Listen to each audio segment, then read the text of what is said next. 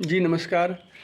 आज एक वीडियो देखा, बाबा साहब की जयंती है और बाबा साहब की जयंती पर बहुत सारे वीडियो देखने को मिल रहे हैं कि बाबा साहब की जयंती में एक वीडियो मैंने देखा कि जगजीवन बाबू की पैर टूट गया था और बाबा साहब मिलने गए और उन्होंने बोला कि मेरे बाद समाज को आगे बढ़ाने की जिम्मेदारी तुम्हारे ऊपर है।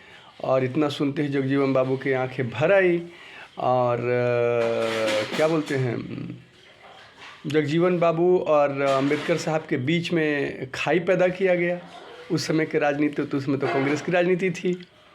तो उन लोगों से एक सवाल और है, वहाँ मैं जाना नहीं चाहूँगा। जोगेंद्रनाथ मंडल, ये इनसे भी बड़े कद के नेता थे जो पाकिस्तान चले गए। बाद में क्या हुआ वो ऐसे लोगों को पढ़ना चाहिए।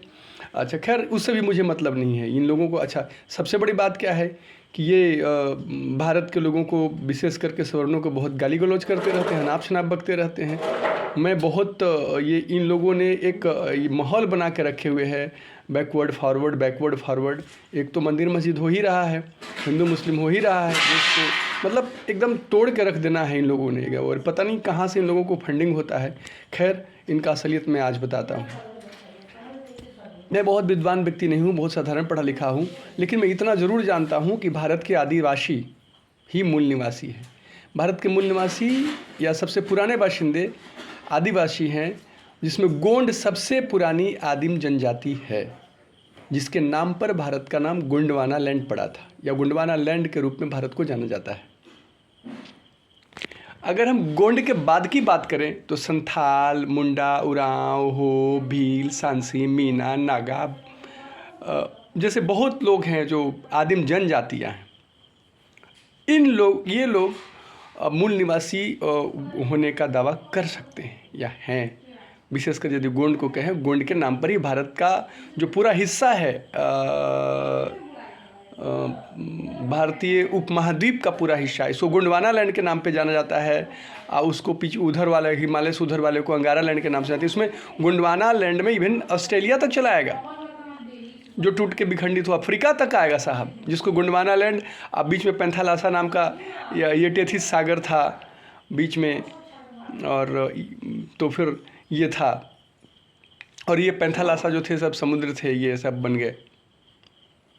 तो अब आते हैं मूल बात पर। तो जो तथाकथित हरिजन हैं, जिसको एससी कहते हैं, मैं पूरे एससी कौम की बात करता हूँ, पूरे एससी कौम की। ये कौन है साहब? इस पर रिसर्च होना चाहिए। और भारत में बहुत सी जातियाँ आक्रमण की, जिसमें शक, यवन, शक, पहलव, कुषाण, हुन, किरात, इन लोगों ने आक्रमण किया। और ये भारत में जैसे कुषाण ने भी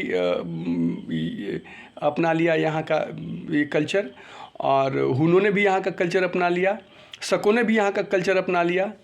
तो साहब, इनकी परीक्षा बहुत बोलते हैं, बहुत अनाप शनाप बोलते हैं।